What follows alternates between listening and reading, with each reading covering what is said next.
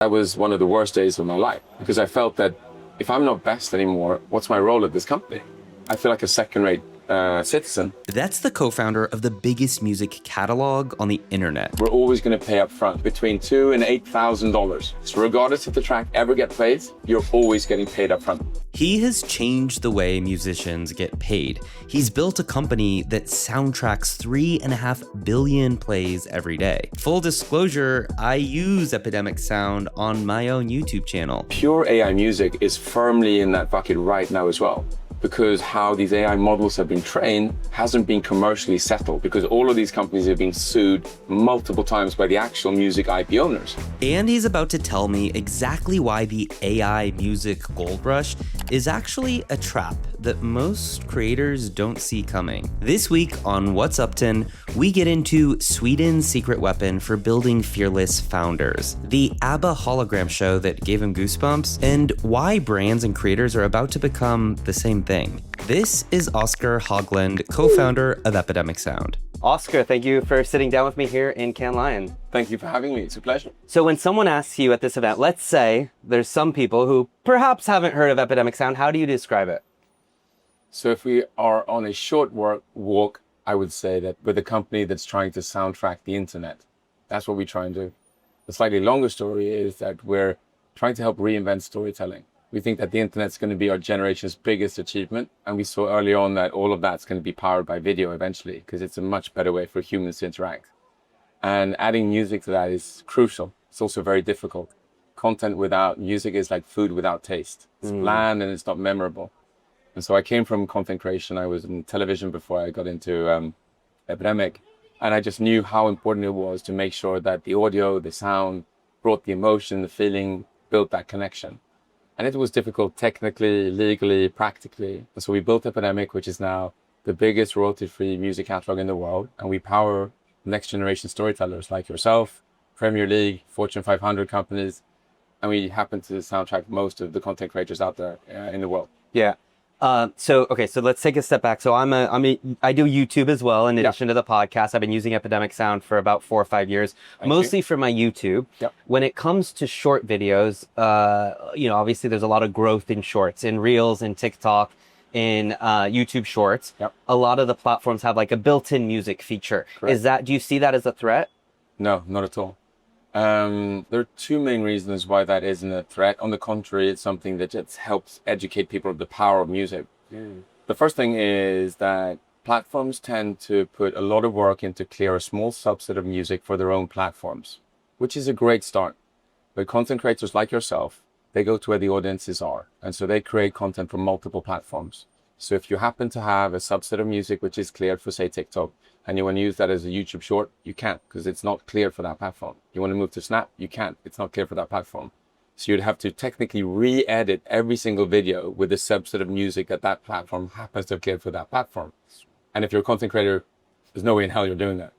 The second part is I just want to say on that note, you're absolutely right. Like, I often will, use Epidemic Sound, use one song for one video so that I can distribute it happily across platforms. So we're from Sweden, and we often get mixed with Switzerland, which is hilarious. It's an American problem, you can say it. It's a global problem. But it's funny because we're both neutral countries that sort of work everywhere. And so our service is like that. We're platform agnostic. So that's one of the reasons why content creators like us so much, because it can travel everywhere without any unhinged issues. The second point is what's the opposite of bifurcation? Like the merging of user-generated content and brand content. Because again, there's a subset of music which is cleared for UGC, so user-generated content. But as brands now increasingly, and we're seeing it in Cannes here in sort of strides, brands want to integrate their messaging into the content of content storytellers like yourself, because you have a valuable asset, which is trust. You have a community, and the brands want to reach that. As soon as a brand gets incorporated into the content, brands cannot use that music. It's only clear for UGC. So suddenly all bets are off again. And so if you're multi-platform, if you work commercially, if you use brands in your sort of commercial offering, then sort of you have to use a service like Epidemic. Absolutely, yeah. I found that YouTube has become more and more cinematic and polished. So, as a creator myself, I started in 2021, and you mentioned UGC, user-generated content. A lot of my growth, particularly on TikTok, UGC, right? It was filmed on an iPhone, not a DSLR, shot as I'm walking down the street. The lighting's not perfect. You know, I do use a mic, but it's not fully perfect probably. And audiences relate with that. Yep. They resonate with that. And that's actually how I got my start. So I was a journalist at authentic. So I was a journalist at CNBC in Singapore, and my boss at the time, he said, I want you to start our YouTube channel. This was 2016. And I said, I didn't move from New York to Singapore to make a bunch of YouTube videos. I didn't want to do it. I wanted to do TV. And his jaw dropped, and he said I wouldn't discount the potential growth of YouTube. Yep. And so I decided to take. You had a wise boss. Yeah, I did. He was ahead of the times. I took on the challenge, and it's so funny because his whole background was television, but he had the vision. So I took on the challenge. I did YouTube, and we grew the channels to 1 million on YouTube and Facebook. But one thing I learned was that anytime I would tell the cameraman to like stay home, and I would film in selfie mode on my iPhone, and this was like iPhone 7 at the time. You got more engagement. I got more engagement. Yeah. I got more engagement, and so I learned the power of like creating more relatable content to the audience, because and then I realized, well, why is this? It's building community. It's creating a tribe. It's creating something that you're passionate about together. And if it feels more human, there are more errors in it to a certain degree. Right. It feels proper. It feels something that they could sort of really touch and relate to. Yeah, exactly. And the other thing I realized was like, why did someone join Facebook or Instagram or TikTok? To connect with a human, or YouTube. I have to say YouTube as well. To connect with a human. It wasn't to connect with a production company, a news station, a brand, certainly not a brand that are always selling us ads, right? So it's like the more that we could bring that element. And I tell people even who do like an avatar of their logo or something, like John's Travels, I'm like, no, that needs to be your face. Yeah. So we're living in this, you know, this era of empowerment for individualism. Yeah. And I totally agree. But I also think, to your point, that there's something interesting going on, because there is this bifurcation. Because if you take a step back and you aggregate everything, there's this sense that all content is just becoming shorter and shorter and shorter and more streamlined and reverting to the mean, to the middle. That's actually not true, because there are two macro trends. There's a massive wave of short form content, which is proliferating, developing. It's raw, it's shorter, it's something else. But at the same time, long form content is growing massively in general and on larger screens in living rooms in particular. So you blend them two and you get this error picture, which is it's still quite short and it's muddled in the middle, but there are two things going on. So deep quality content, which is very meticulous, and you put your whole and your heart into it, and quality is the lead word.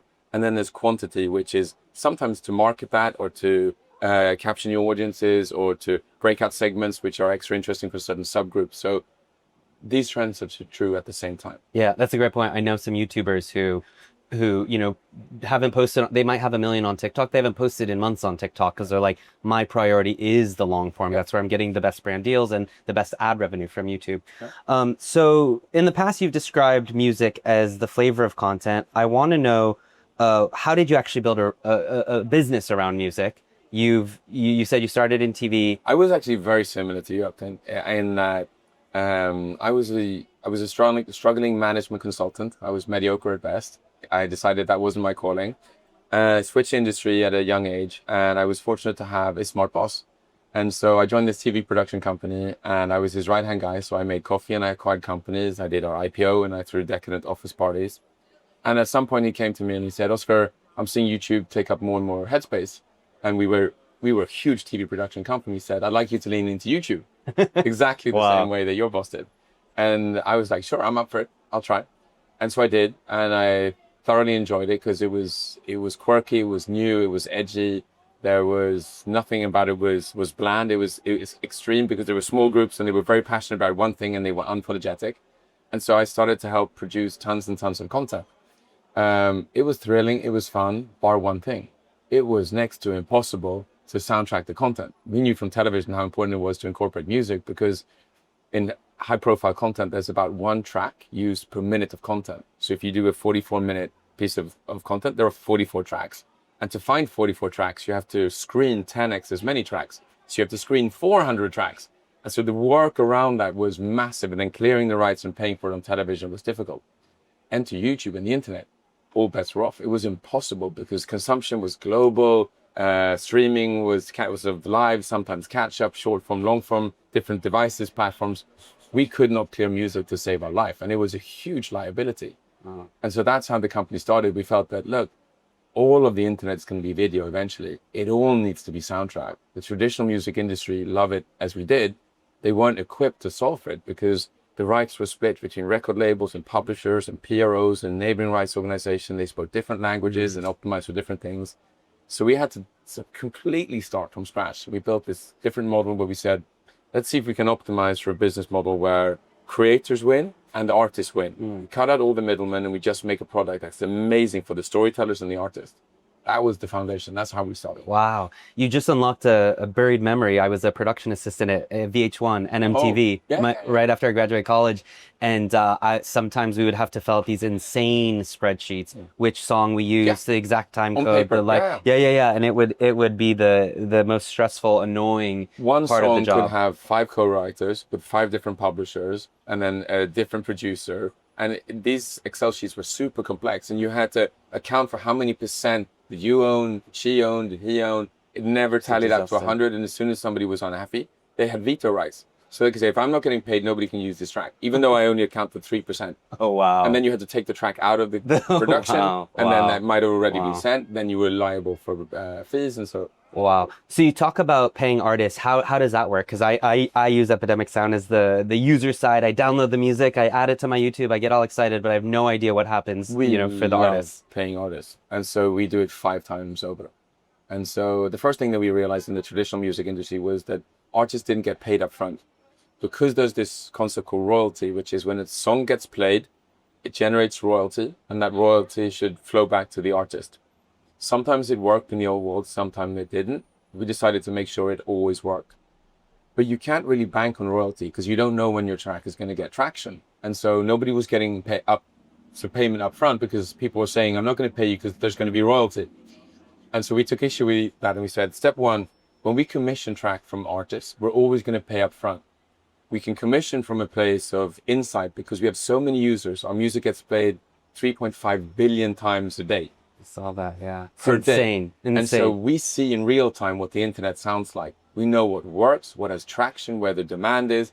We can also see all of our millions of users. What are they searching for? What are they downloading? What are they using? And more importantly, what are they not downloading and not using? Because that's a signal to us to say that this is something that we need to provide because they're looking for it or they're listening to it and it's not getting the job done, hence it's not being downloaded. So we use that data to go and contract music from artists. So we have this massive roster there are hundreds of thousands of artists who've signed up to deliver to Epidemic over the years, and we only choose a fraction of them, so the best of the best. And so what we do is we would commission that track, and then we would pay you up front between $2,000 and $8,000. So regardless if the track ever gets played, you're always getting paid up front. It's non-recoupable. And then we A&R the track together with you, we get it to a certain point, then we put it on Epidemic Sound. The moment we do, we know there's demand for the track. So immediately there are going to be millions or thousands, sometimes millions of content creators who find the track, fall in love with it, and they use it. So you get immediate distribution and recognition. You then realize that so much of our music is so good, it's so popular, that the viewers of your content go nuts. They start to Shazam the track. They start to send you questions. They ask, like, this track is amazing. And so we took all of our tracks and we uploaded them to YouTube Music, to Spotify and all the DSPs. And when people started to click on the links, they generated royalty, and we collected that royalty. And we said that dissimilar from others, we're going to share this 50-50 with the artists. So that's when we put in the second revenue stream to artists. So they get royalties in perpetuity, sometimes in the millions of dollars. Wow. So that's amazing. So they're guaranteed up front, and then there's royalty. Then we started building our AI tools, which we can get back to. So we said that all the music that we have on our platform, we have these incredible AI tools that help optimize the workflow for creators. So we can suggest your tracks using AI, we can adapt them, we can shorten them. If there's profanity, we can insert it. If there's not enough profanity, we can sort of do the other way around. We can basically help augment the tracks, but they're always human tracks. If you want to participate, there's an additional pool of a couple of $1 million, and you get your pro rata share. And 99.5% of all artists said, like, that's an AI I want to be a part of. That augments my music. Helps me make more money. There's more and distribution as well. More creators use me because it's so easy to use. I get more fans and I get more streaming. I make more money. How about strictly AI music? Is there any on the platform right now? And do you see it happening? Currently, no. Okay. And the reason is quite straightforward.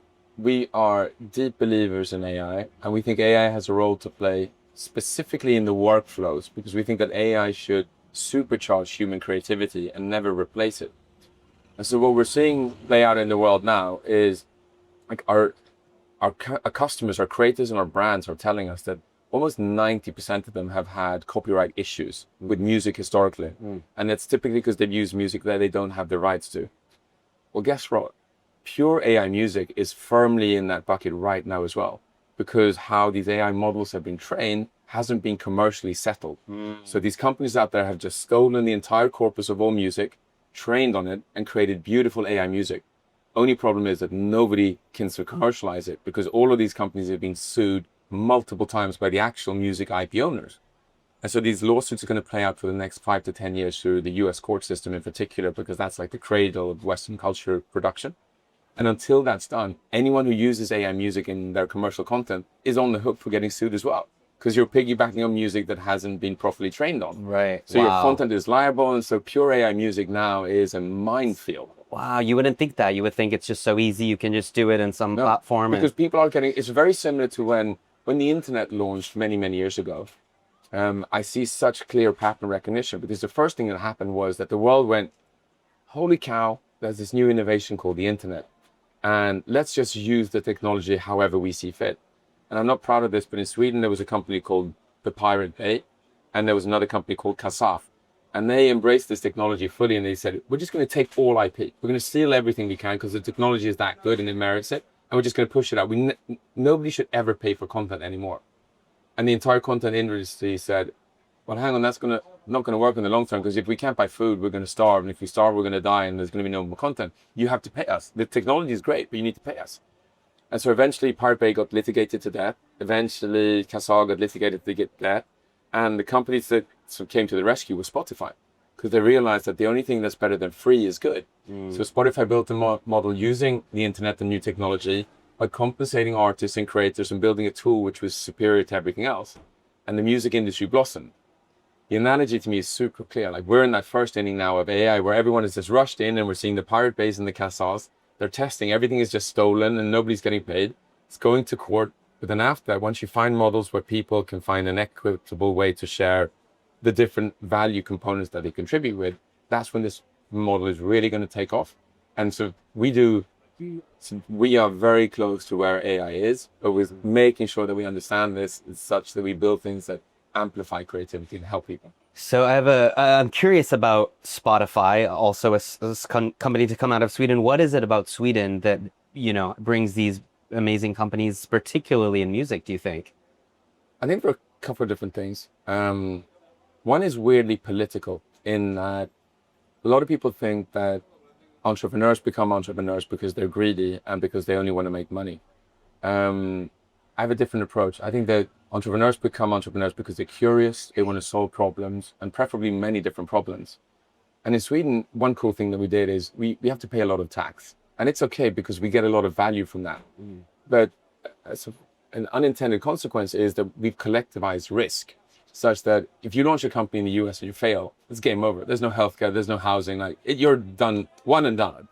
In Sweden, because we have this tax structure, society catches you because we collectivize risk. So Epidemic is my 6th company. Wow. So I've tried many, many times different things. Some have been successful, some not. But I've learned and I've accumulated so much knowledge such that I could build Epidemic.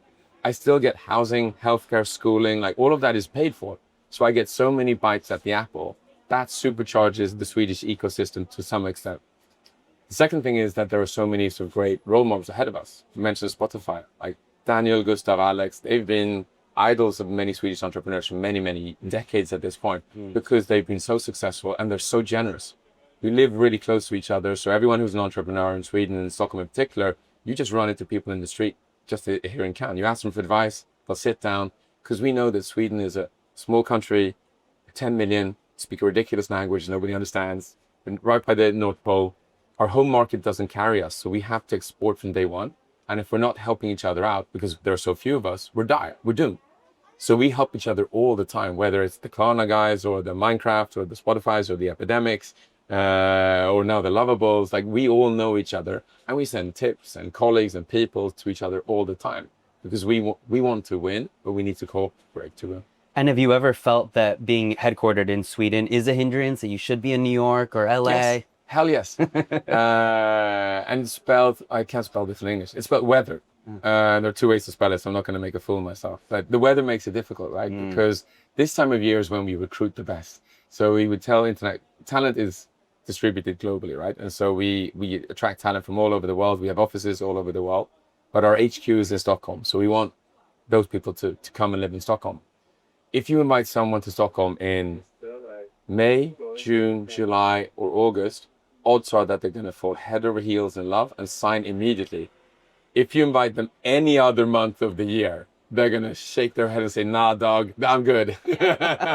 So that's your recruitment period. HR, everyone is bringing them in. Bring them to Stockholm during the summer, because that's difficult, because it's not the center of the world. Today it's great. Stockholm is vibrant. There's food, it's there's June. nature. It's June, but also Stockholm has become this incredible hotspot now, especially AI. It's the hub of Europe, together with the UK. So there's so much innovation. So now people want to come. But if there's one thing, like, the weather makes it difficult in the winter months because it's so dark. It's great for productivity because everyone sits in and works. But you can't stroll on the street and grab a beer and meet somebody. Has there been anything you've done as CEO to ensure that, Epidemic, especially in your earlier days, that Epidemic Sound is competitive in the marketplace, that does have the US growth, for instance? Tell me. Yes. One of my key beliefs is that you're only allowed to hire people who are smarter than yourself. And what I mean by that is, building a company is fun. I normally say starting a company is easy. Keeping it alive is difficult because it's difficult building a business. And so you're constantly in this existential period where you need to improve yourself and your business.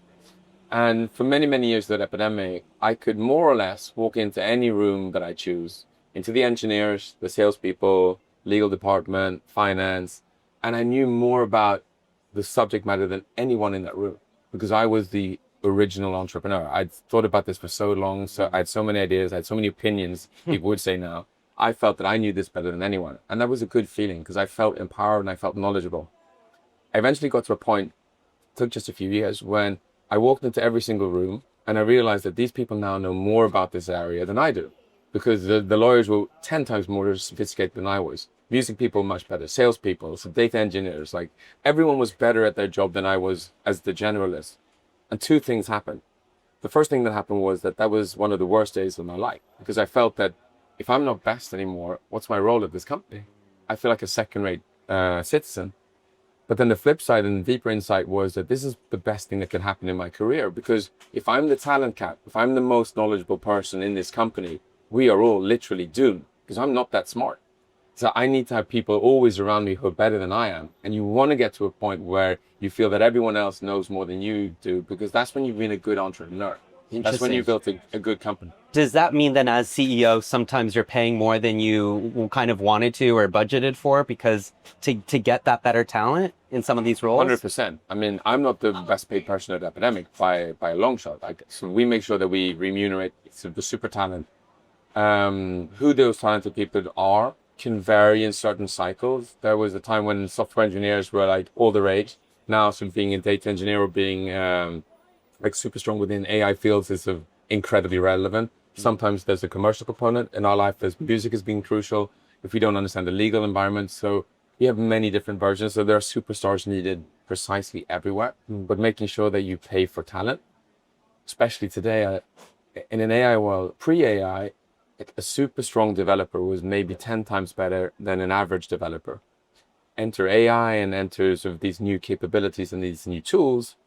So the whole model has shifted like one inflection point. And so now a really good developer is not 10 times better. She or he is 100 times better because AI supercharges them.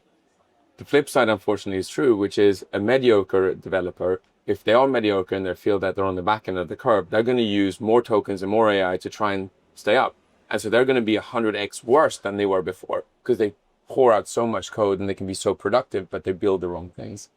And so you really need to be careful about talent density, the right people, and being very iterative in understanding what's the need, who's performing, and how do we set ourselves up. Interesting.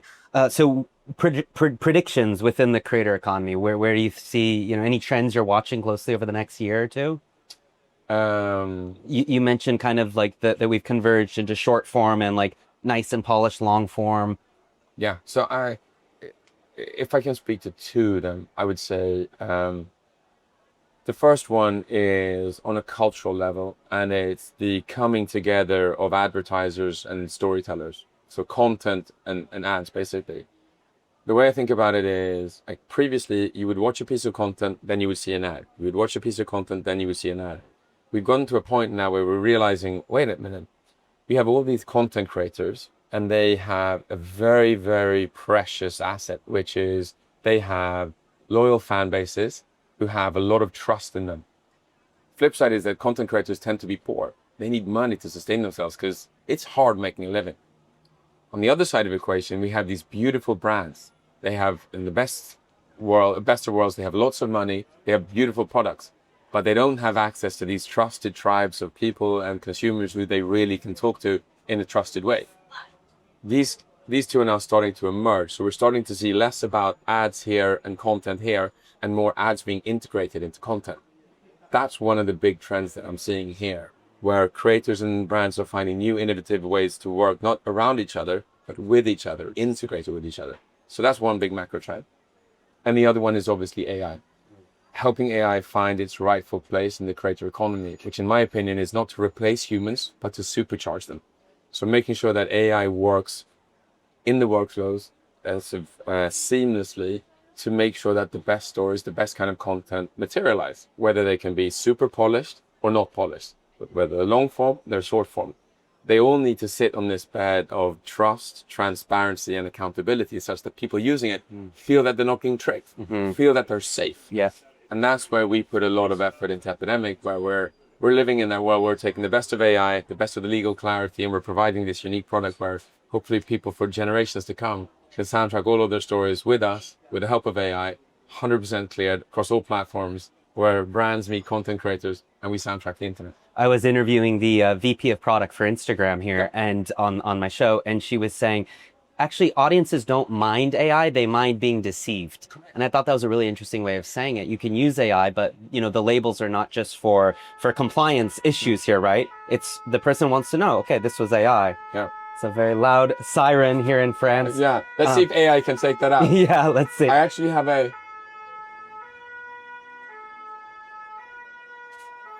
So on that note, using AI or whether or not people like being deceived or not, I had a super interesting experience in London a few years ago where I went to see ABBA Voyage, which is the hologram show around ABBA. And what I found to be super smart was you come into this beautiful stadium, it's packed with people, they're dressed up, the vibe is incredible, and these avatars come onto the stage and you cannot believe that they're not standing in you. It looks so real. Wow. The music starts playing, there's a live band to accompany them, and it's a great experience. The first few minutes you have a nagging feeling which is this isn't real, but then your mind allows you to get over that hump. You're like, I'm okay with this because it feels real. But then, and this is a spoiler alert if you're going to see the show, but I still want to share this. Towards the end of the show, the last hologram is a short version where ABBA come out as holograms, but in their old versions. And they do a complete disclaimer saying that this is a show we put together to bring the music to life. So this is how we look today, but we wanted to bring you back and take you on this journey.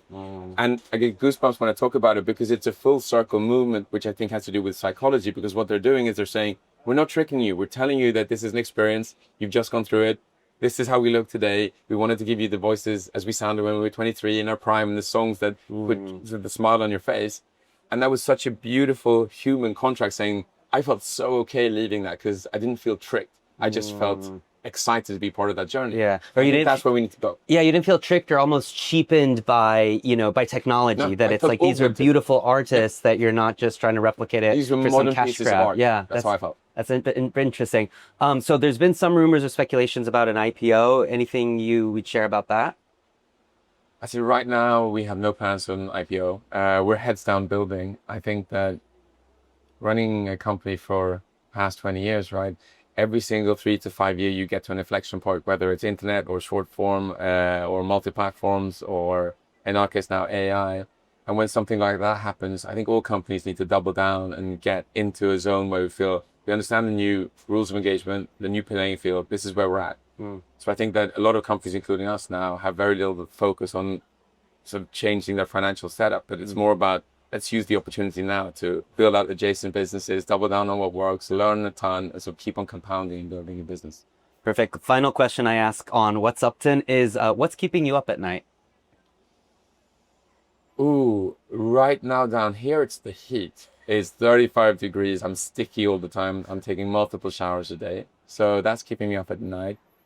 The other thing which is keeping me up at night is maybe, I think, striking the balance between the sense of urgency and getting stuff out through the door, experimenting, being cutting edge, while at the same time not becoming sloppy. Like building products is a labor of love. It needs to be beautiful. You need to solve real problems. And so making sure that you've put the love and the time needed into launching things, while at the same time being fast, that trade-off is difficult. And sometimes I feel we're rushing it. Sometimes we're too slow.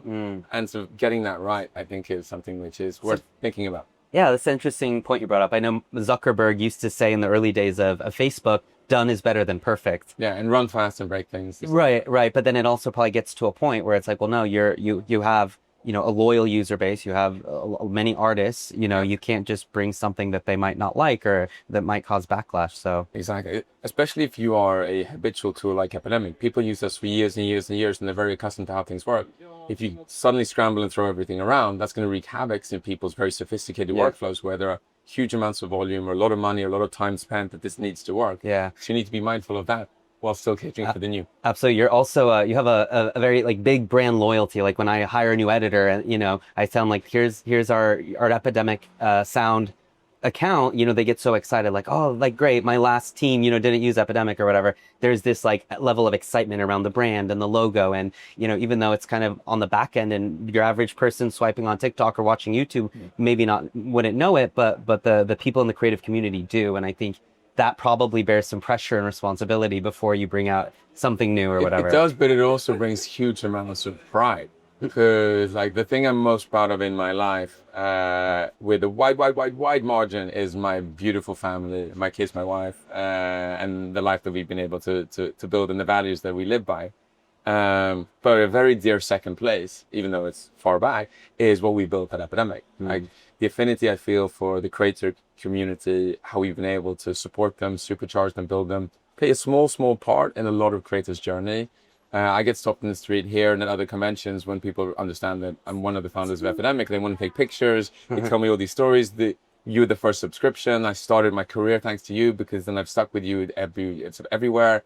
We power all the multi-channel networks. And so there's so much affinity for the brand and the people that I've been fortunate enough to hire. And I got to play a tiny part in that. It's a huge But it doesn't surprise me to have this fandom, because even we have our editing software, we have our transcription, we have all these back end tools. But to your point, as we started the interview with, what's the piece of the element that's gonna, give that piece of content that we're about to publish, that soul, that emotion?